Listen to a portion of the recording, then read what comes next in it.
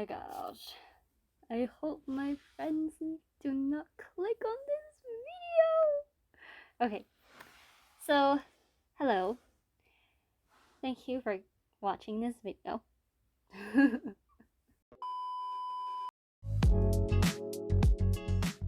So today's video is about things that I learned about university as a graduate student who literally just graduated like a week ago. The first thing that I learned is to always rely on yourself and not trust others to do everything for you. So I will always go to advising office hours and ask a bunch of questions. I literally pretend that I am the interviewer and they are a celebrity or something. Just basically be the interviewer and ask a bunch of questions, be prepared. Never assume that they will give you a full or clear answer right away. Your questions must be very, very detailed. So there is always something to ask, and if you are unsure about anything, call repeatedly or go to their office as many times as you need. There is no need to feel embarrassed because that is what advisors are there for. They are there to give you advice and guide you towards your graduation. If they get annoyed, that is their problem. It is not your problem. It is their job, and if they don't like it, it is their problem. They chose the job. The most important thing is that you graduate. That is your goal. So do whatever it takes to get to that goal. So I ask a bunch of questions, and if something is unclear to me, I keep going back to the same advisor. Always stick to the same one if you can, because that person will know the history of your academic journey. If you see a different advisor each time, you will have to explain everything again, and they may not be able to give you a clear answer because they are missing important context in your academic journey. So these skills are very important in my opinion, because I have heard so many cases during my undergrad where students had to delay their graduation after finding out too late that they still need a few more courses to graduate from their degree. It happens so often, you have no idea. So think of it this way. The more fearlessly you ask questions, the more trouble you'll avoid.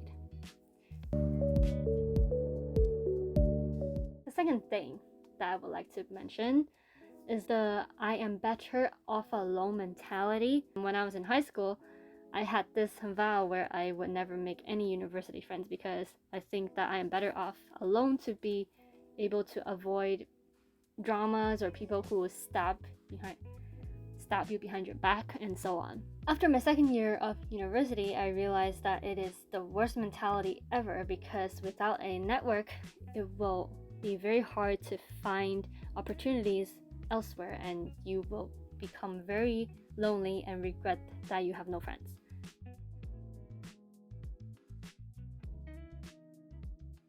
You really need to put yourself out there, and by joining events, functions, and clubs as in like book clubs or sports clubs and all that stuff, not those nightclubs. No, not those. I mean, if you want to do those, it's your choice. If your university does not have many clubs that you can join for activities or hobbies that you're interested in, there's also knitting or crafts or whatever. There's a bunch. But anyway, you can often join those clubs at bigger universities if you're attending a much smaller university or if you're at a college. For example, I joined a club called CCO, which stands for Catholic Christian Outreach. Throughout that experience, I met many people who did not attend the same university as me. Everyone was very welcoming, and the goal was simply to just have fun, share your faith, have meaningful conversations, learn new things, and make new friends. There's also the internet that we live in this generation. You can easily search for a university's clubs and organizations online to see what is available. You can often search for specific interests to see whether a club exists. For example, I'm curious about whether there is a shooting club. So I looked it up online, and they actually have that from my university. I don't have to actually like be there, look at all the clubs that they have displayed. I mean, of course, that's a nice experience in real life to go look at all the clubs in person.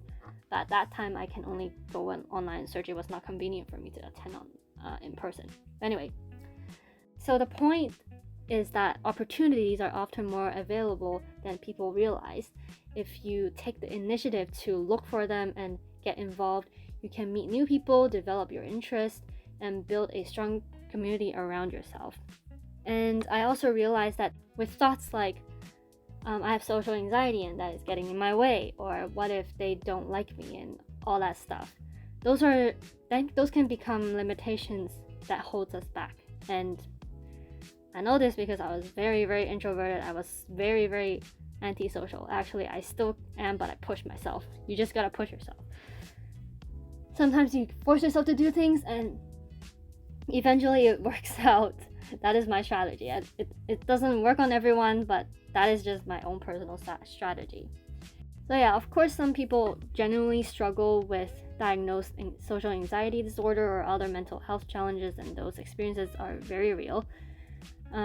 However, in general, I think it is important to put yourself out there and not let fear make decisions for you, especially if you're not diagnosed professionally. The connections that you make today can become friendships, mentorships, professional opportunities, and support systems that can positively impact your life for years to come. Which leads me to my next point.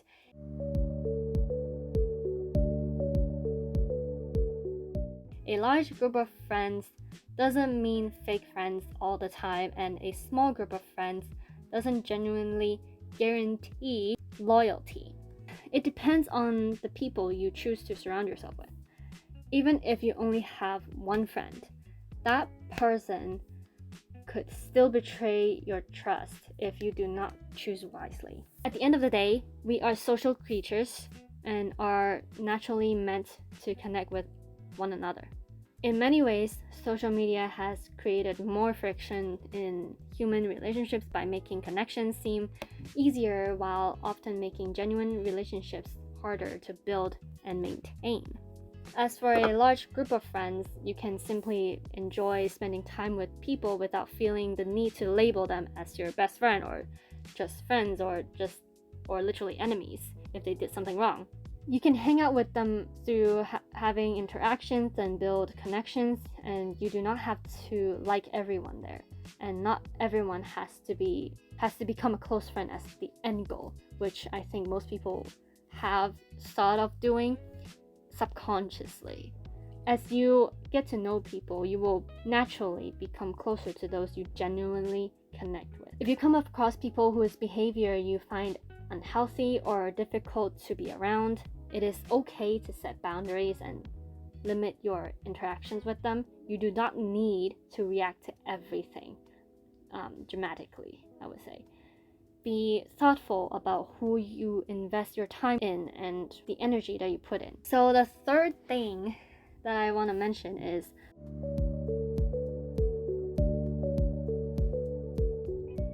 stop scrolling on social media and focus on your goals and social interactions, polishing your character, and also continue to grow in your career. So you know how our parents always say, oh, it's always the phone for every behavior that you perform? They are often very right, and it is always the phone.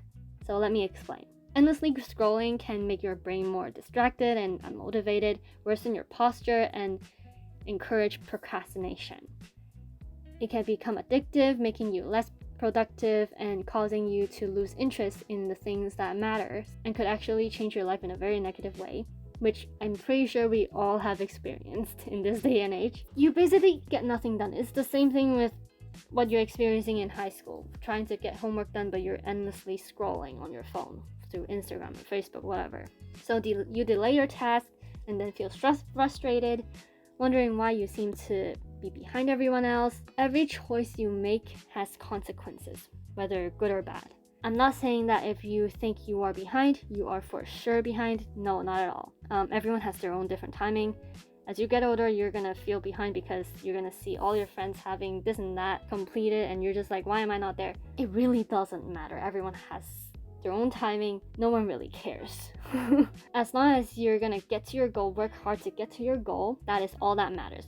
People have their own lives, you have your own lives. Just work on it and be present enough to work on those goals that you have. Lastly, when it comes to posting on social media, I personally don't think people care that much as well. Maybe I'm just a person who doesn't care about a lot of things, but anyway, I often scroll past people's posts and like them because it's a nice thing to do. But usually I only glance at them briefly. Sometimes I even ignore my main Instagram feed and go straight to the explore page because I think it's just much more interesting. I get to see people's art and all that stuff. Whatever. I like to look at cats and dogs. You can also post stories, of course, but a lot of people might just tap through it very quickly. I say that is because I myself sometimes do that. Sometimes I pay attention, sometimes I don't, to people's lives that they post on Instagram. But at the same time, I literally have seen someone doing that. They tap very quickly on through everyone's stories and they don't actually pay attention. So what I'm saying here is that you can post whatever you want. I'm not saying I'm completely against it. I post stuff myself, but I'm just saying don't spend too much time on posting on Instagram and trying to get attention from your folks, because at the end of the day, they care more about what they do in their own lives. People care about themselves much more than other people. They compare themselves with others. So yeah, just focus on your goals and what you need to work on in real life.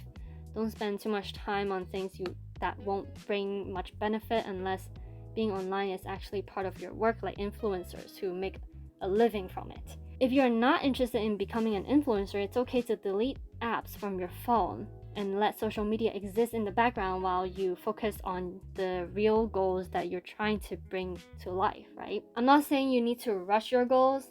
I'm just saying to focus on them and not let procrastination keep delaying you. Use your time intentionally.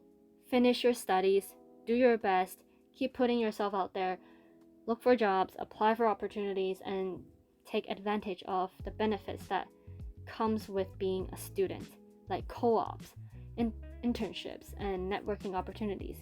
Keep working on what matters in your real life without wasting time on things that won't move you forward.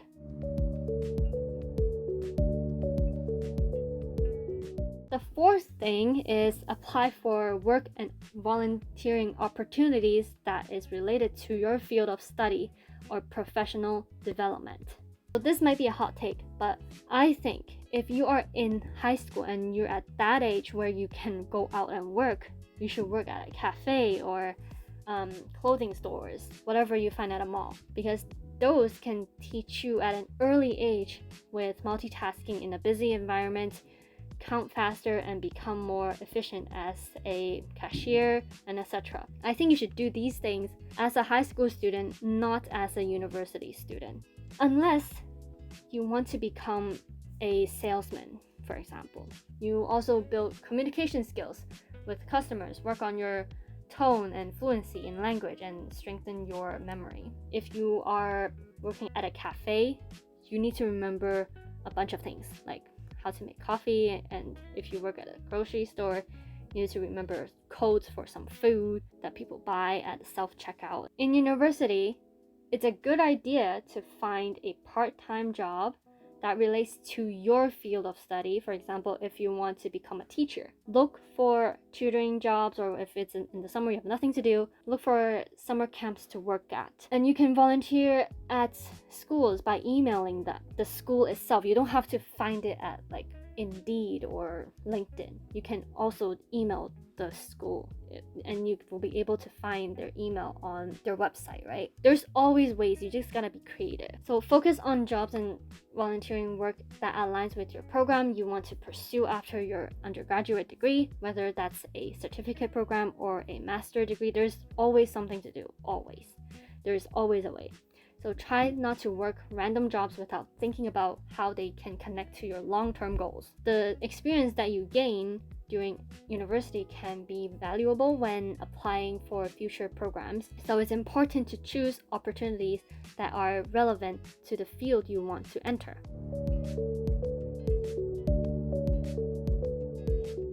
And finally, there is no need to rush to graduate, which I briefly mentioned earlier. The more you build on your resume during your undergraduate years, the stronger candidate you will be when you graduate. Gaining relevant work and volunteering experience while you are still in school can make it easier to transition into your career afterwards. If you wait until after graduation to start building experience, finding a job may be more challenging, especially in this economy where if you enter a entry role, you need 10 years of experience. That's an exaggeration. But anyway, if you wait after graduation to start building experience, finding a job may be challenging, especially if you take a gap year after you graduate. Depending on the field, employers often look for candidates who already have relevant experience. While taking a gap year is not necessarily a bad thing, it is important to have a plan to continue developing skills, experiences, and qualifications that support your long-term goals, right? Spend time to keep learning how to manage your time wisely with studies, work, volunteering, hanging out with friends and family. It is not like high school, where students are expected to graduate at a certain age or within a specific timeline. In university, everyone follows a different path. Some programs take longer to complete. Some students change majors many times. I was one of those. Others take gap years before starting university. And many people attend part-time while working.